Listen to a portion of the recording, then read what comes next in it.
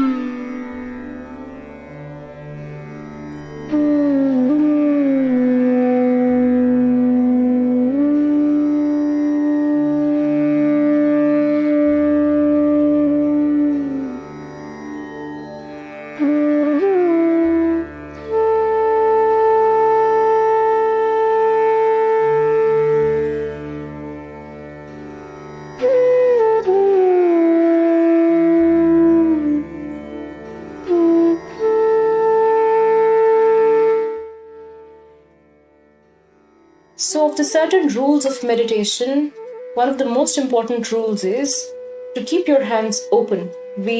Until and unless you're instructed otherwise, please keep your hands open, palm facing upwards, so your hands will gently rest in your laps. So try to relax wherever you're sitting.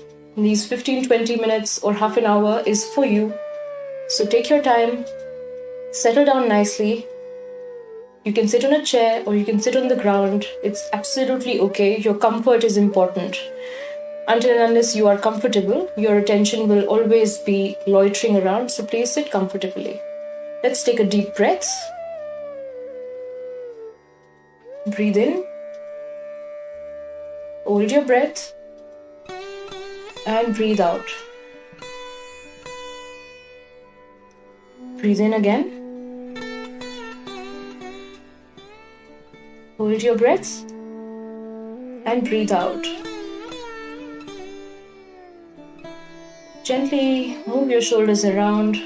Try to be a little aware of the tension you might have built up inside on your shoulders or in your neck. And try to ease yourself and comfort yourself. Now in the part one, just to give a quick recap, we talked about self-esteem in relation to three different aspects in our own personalities. The first being the ego, second being the fear, and the third, of course, is your self-esteem. We spoke about how our actions, the actions that we choose, they are responsible for shaping our personality. Now, before we begin, I'd like to point out something that when I was sitting to prepare for this meditation today, I was thinking of quite a few things that I would say to you. Of course, it's very hard to remember and plan exactly because these meditations should be spontaneous. But one thing that came to my attention very strongly was our actions have only shaped our past. They have shaped who we have been till now. They have only shaped our past, but our intentions shape our future. What you want to do in the future, your intentions for that will shape your future. So if there is any guilt that you've accumulated because of the actions of the past, it is all done and it's over. It's something you cannot change. It's something which is way in the past, so you can leave that aside. But today we can build intentions, pure intentions, to have a lovely future ahead. And most of that can be based on your self-respect and your self-esteem. I was listening to one of the lectures of Shri Mataji. Shri Mataji is the founder of Sahaja Yoga, the source of all the knowledge that I am sharing with you today. And in that lecture, I might have told this in the last series as well, in the first part as well, she said that we become aware of our self-respect only when our self-respect is challenged. Only when you feel you are insulted, you remember that, oh, that person has just hurt my self-respect. So she very rightly said, if we are aware of our self-respect all the time, if we are self-respecting towards ourselves all the time, then it is very easy to understand the fine line of difference between self-respect and ego. Now let's break this down and make it very simple to understand. In a situation where somebody insults me, for example, I get in a scenario where somebody says something to me which I find insulting, and probably that person is rude to me in front of a few people. So I feel insulted because it has definitely hurt my ego and my self-respect both. In a situation like that, all of a sudden, I awaken that how dare he say something like that to me in front of so many people. Now, in that situation, in the heat of that moment, we find it very hard to stay in balance. And when we lose that balance, we immediately fail to understand the difference between ego and self-respect. Everything becomes a matter of ego and prestige in that matter, at that point of time. All of a sudden, our self-respect is not hurt, our ego is hurt.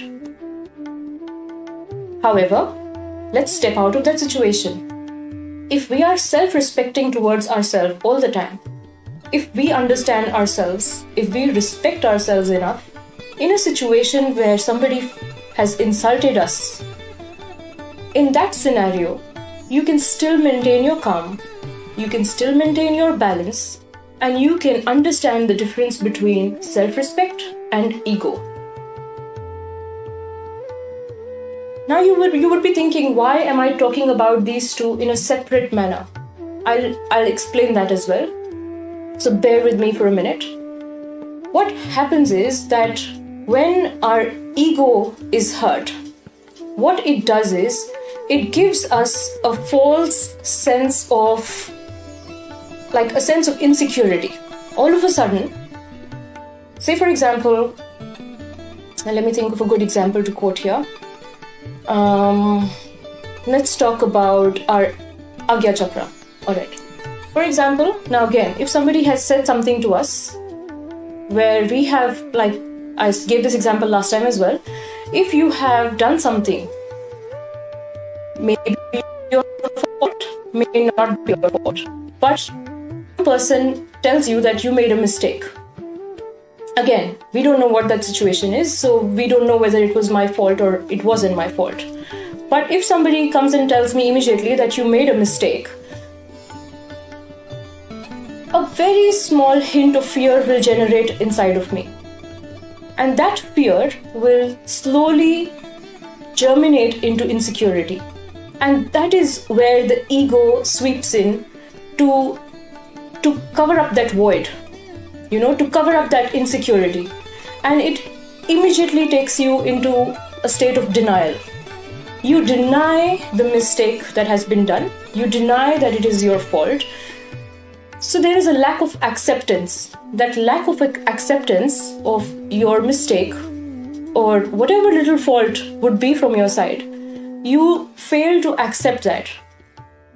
In that situation, where we don't even accept that it's our fault, you can never make self-improvement. You can never grow. And that is where the stagnation happens. So it is very, very important to understand what ego is and what self-respect is. So if you respect yourself enough every time, you will always introspect. You will not go in a state of denial. You will not feel angered. You will not feel like your ego is hurt, because that becomes an opportunity. Every time you feel circumstances are a little adverse, every time you feel something is happening which you had not planned, something is happening which is challenging you, something is happening where people are saying things to you which are slightly unpleasant or undesirable or unwanted, you will treat it as an opportunity to introspect, to step back and first think, am I at fault? Did I do something which could have been the reason for me being in this situation right now? When that introspection happens, the balance sets in. It gives you time. And in that time, the ego most likely does not find a space. It just goes away. It finds it hard to find its roots and settle down nicely to make you uncomfortable. It just goes away. And in that moment, when the growth happens after the introspection, that almost in a most certain manner means you are respecting yourself, you are prioritizing yourself, you are making self-improvement first. And that is the most important step to be more self-respecting. So for the second series today, what we have to remember is, whenever you're in a situation like this, always remember, respect yourself and introspect. Always try to step out of that situation, which is very, very heaty, situation that is making you react. Try to step out of it first, without reacting. Introspect. Am I at fault? Am I being compassionate here? Am I being forgiving here? Am I being loving here? Am I being sincere?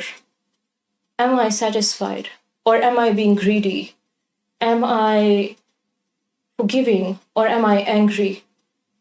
Do I have any resentment?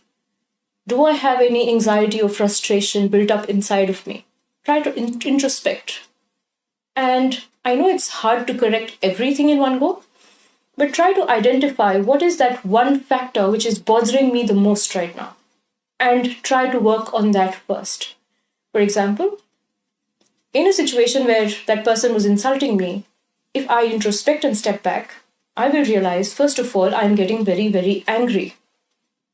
So first thing that I would do, I would place my right hand on my forehead and then just say, I forgive. I forgive. I forgive that person and I forgive that situation. Very important. Now that my anger seems to settle down a little bit, then I should introspect. Was I really at fault or am I trying to lie to myself? If I am at a fault, try to introspect. What was my mistake? Was I late in delivering? Was I not sincere enough? Was it a mistake that I genuinely did not know I made? Like, it is not necessary you would have made that mistake intentionally. Was it unintentional? Try to think of those things and try to introspect. Also, after your introspection, it is very important to forgive yourself also. And not feel guilty. Like I said, our actions are only our past, but our intentions, they create our future. So in today's meditation, keeping these points in mind, let's have a meditation to set our intention right. So let's sit comfortably again and slowly you can close your eyes.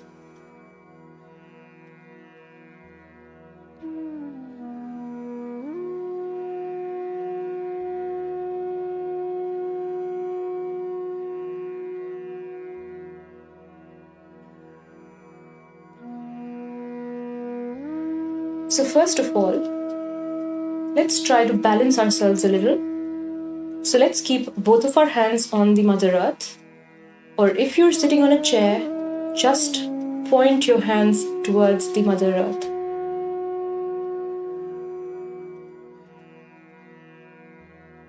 Let's try to feel the earth beneath our hands.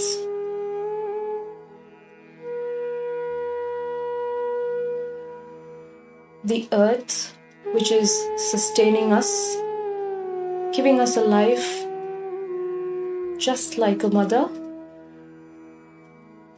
It is providing us with all the conducive environment which can sustain the life that we are living today. Let's thank the Mother Earth for the gravity inside of her that is keeping us grounded. And let's humbly pray to Mother Earth to bestow this gift of gravity inside of us a little more, so we can be grounded a little more. And if there is anything that is unnecessary inside of us, any negativity, anything which is in excess, which is undesirable or unwanted, we will just pray to Mother Earth to remove all of that excess heat or excess negativity from inside of us.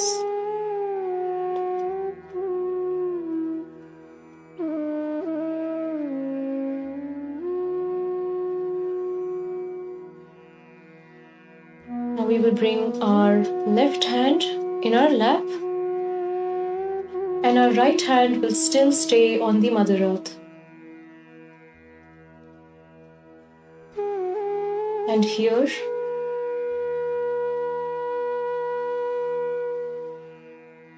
we will pray again to the Mother Earth to balance our left side. The left side is our side of past and our emotions. If there is any guilt associated with our past, any resentment related to our past, we will pray to the Mother Earth to please remove all these negativities from inside of us.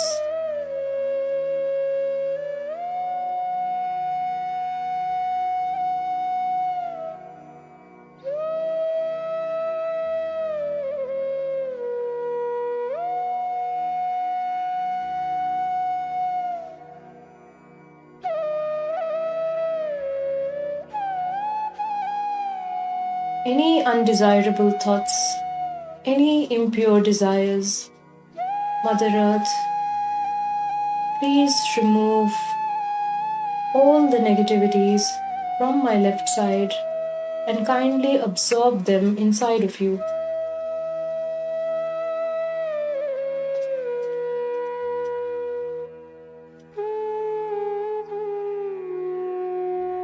Now, we will bring our right hand in our lap and we will place our left hand towards the sky by slightly bending our arm on the elbow. So your hand will be facing towards you and your elbow, so your arm will be facing towards, your hand will be towards the sky. Sort of creating a chimney with your left hand. Here, we will try to clear our right side. Our right side is the side of our future. It is the side of our action. So we will pray to the ether element to remove all the excess heat from our right side. All the planning that we have done, all all the heat that we have generated inside of us because of the actions we take, we will pray to the ether element to remove all the right-sided impurities and imbalances. Any greed we may have, the lack of satisfaction inside of us, the lack of forgiveness inside of us, the lack of wisdom inside of us, and all the impure desires, we will pray to the ether element to remove them.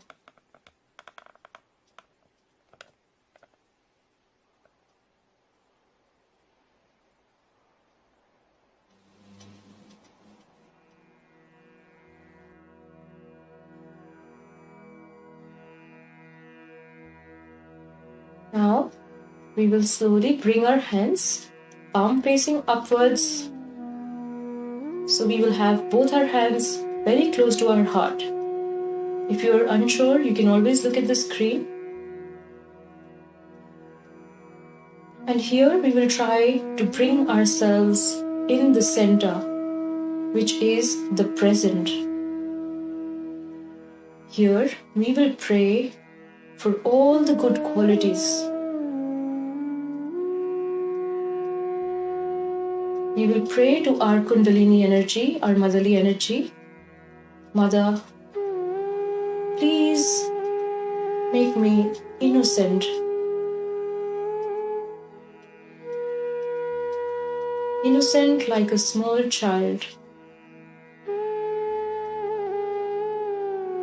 so that I have pure intentions always, so that I am never hurtful towards anybody.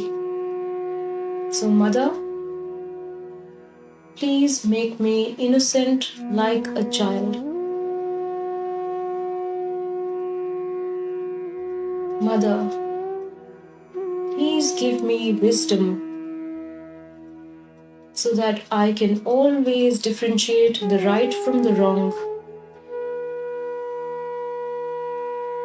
Again, something which will always help us in setting our intentions right.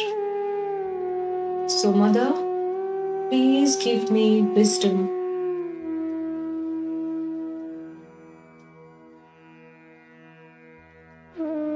Mother, please make me satisfied.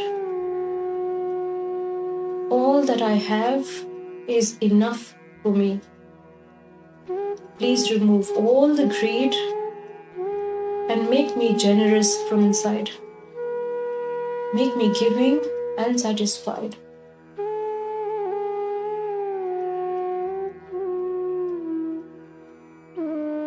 Mother, please open my heart with love and compassion.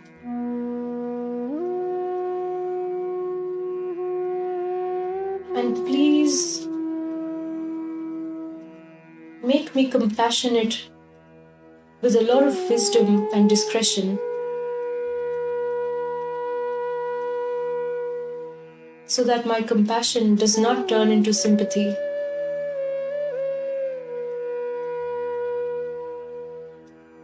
Please make me a loving and compassionate person.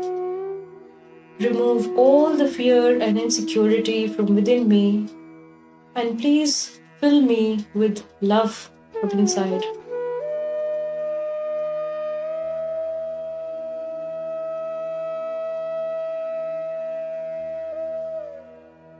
Mother, please give me sweetness in my voice,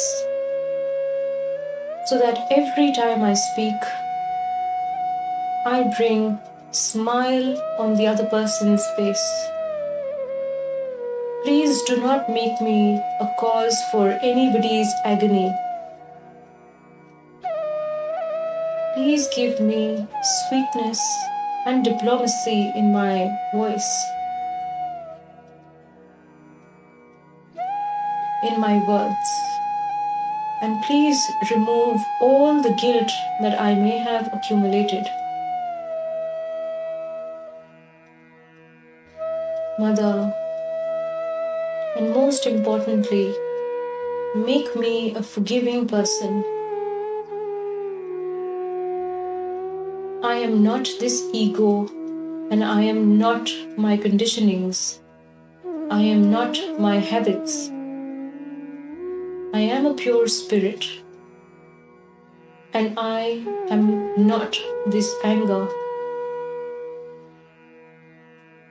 So please make me forgiving, not just towards everybody else, but also towards myself.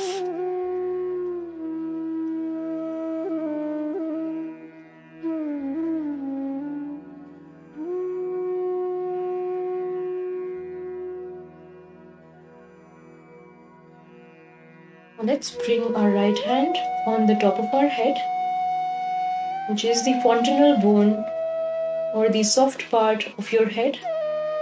Stretch your hand and place your palm firmly on your Sahasrara and gently massage it clockwise 7 times. Mother, please integrate these qualities within me so that I can be a reflection of all the divine qualities, so that I can become an instrument of the love and compassion that the divine intends to spread in the world.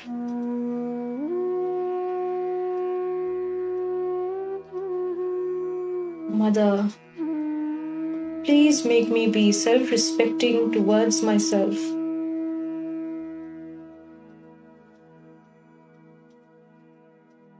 And please integrate all these beautiful qualities inside of me. Mother, please take me deeper in this self-introspection and self-realization.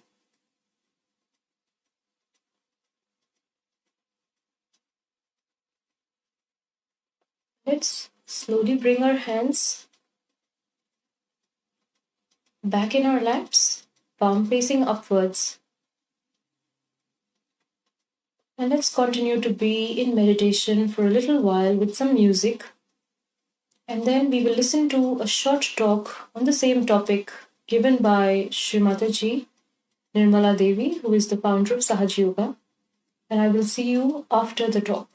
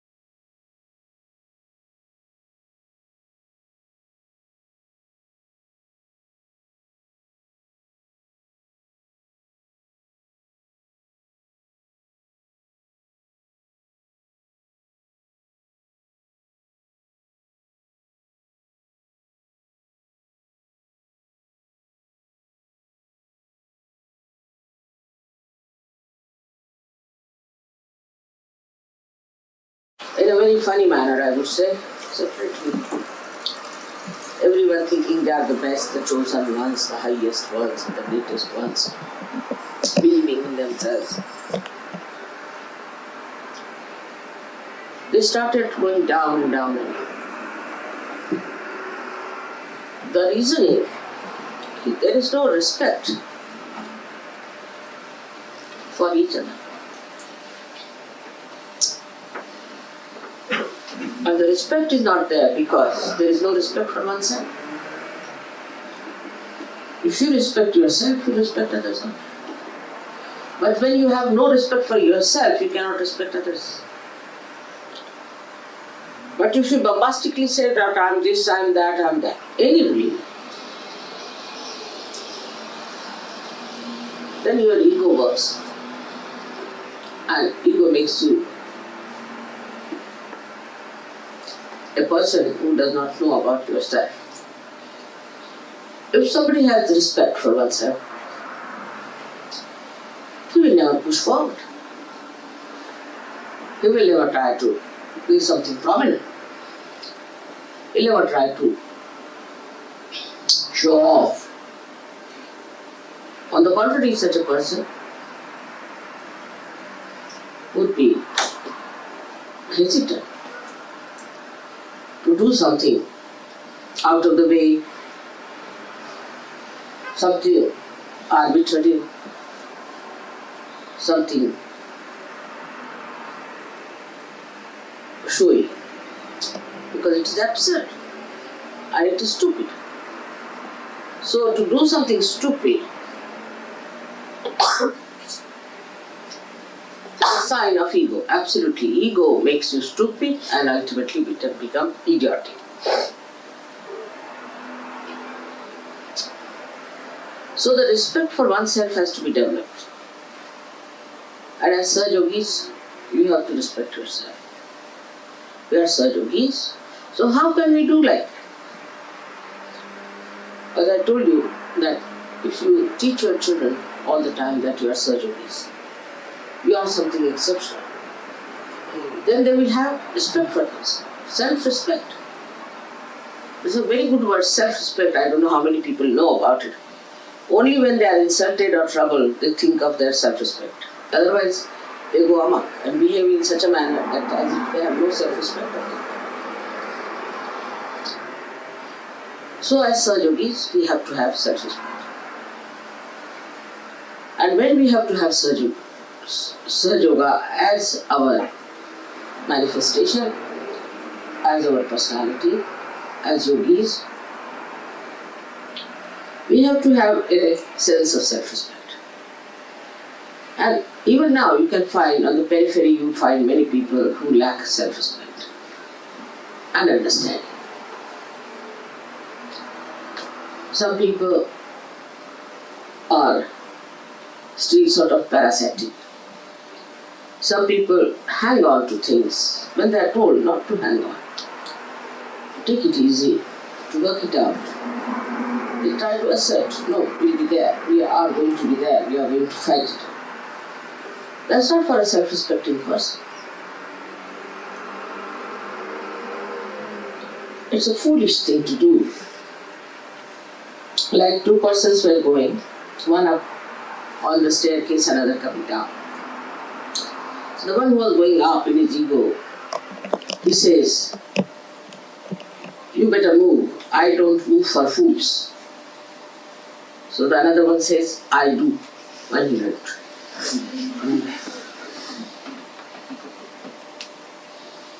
So this is what is the sign of a sensible, wise, self-respecting person.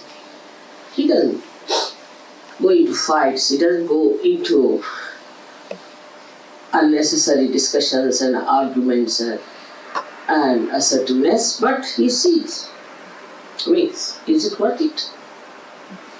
But when it comes to protection of truth, he stands up and he can fight for a lot of courage for the truth.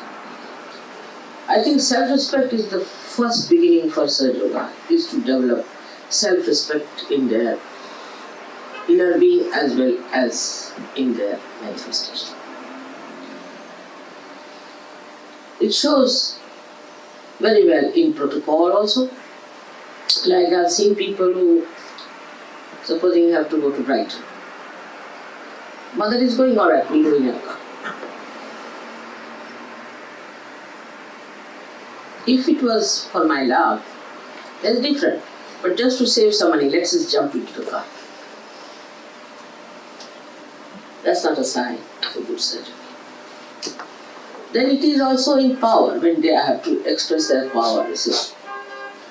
Like the other day, one girl came to me. She had given a realization, she was alright. Second day she came, mother, I lost my vibrations. I said, why? What happened? With whom were you talking? So she told me the name of a lady who was asked to get out of surgery.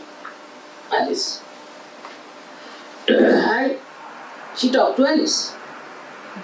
This Alice was allowed to come to the program, but she took over. As if she's a great surgeon, explaining Surge Yoga to this lady and finished her vibrations. Now this lady is such an important thing because she was going to Florida.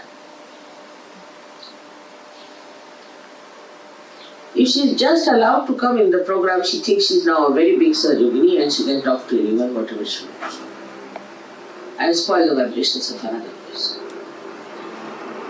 If I have appointed somebody as a leader, it is not on the basis of their looks or education or anything, but on their vibrations and their dedication.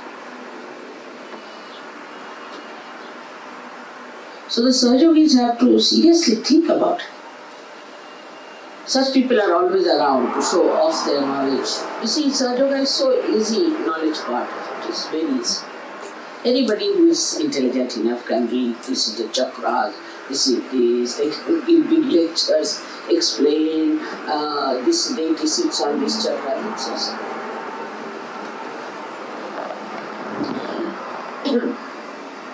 But the compassion and knowledge, hand in hand, makes a surgery. Now some people have another style, is of compassion.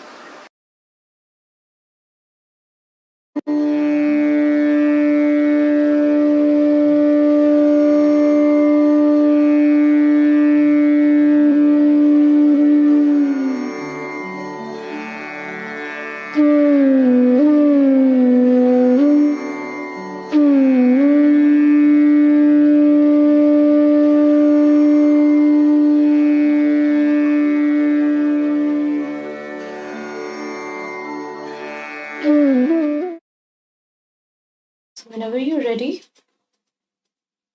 you slowly open your eyes. I hope you're as relaxed as I am.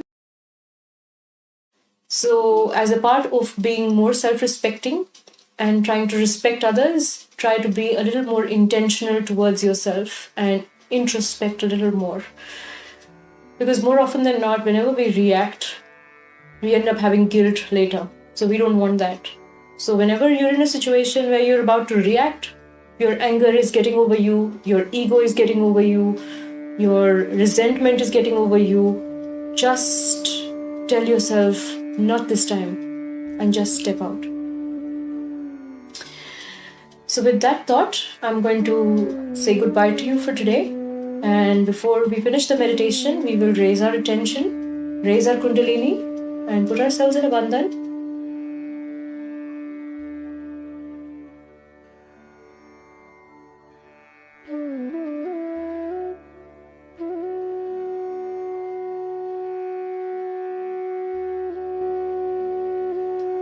So I'll hopefully see you again next week. We'll have some music running for a little while longer. So try to maintain your state of meditation for a few more minutes before you conclude the session. So we'll leave the music running for you, and I'll see you next time.